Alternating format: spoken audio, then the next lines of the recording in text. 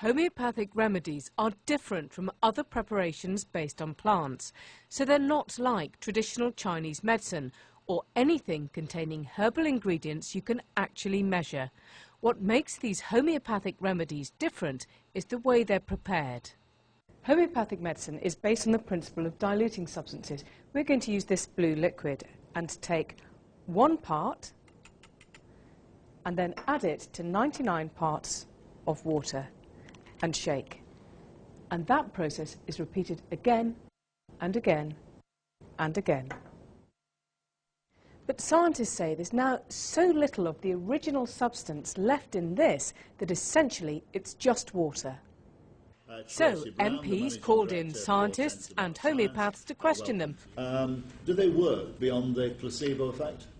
The man from the pharmacy chain Boots told them they sold homeopathic remedies but had no scientific evidence they worked. But the real issue is NHS money, some of it spent in homeopathic hospitals. At £4 million a year, it's not much of the health budget. But MPs say it's the principle that counts. The NHS will only spend money on other new drugs if they're backed by scientific evidence.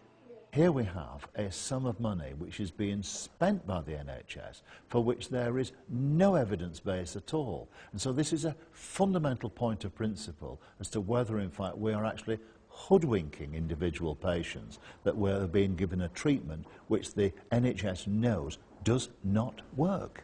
I'm just interested to know what sort of... This doesn't make sense to those working or treated in homeopathic hospitals. They say the inquiry ignores their experience, and homeopathy is practiced by some medically qualified doctors. We're not talking about 1 or 2 patients who are satisfied with homeopathy. We're talking about hundreds of thousands of patients who've been helped by homeopathy, quite often when other things haven't been able to help them. This report is aimed at the Department of Health in England. It's already said it's up to doctors to decide what works. But it raises questions about homeopathy for the NHS across the UK.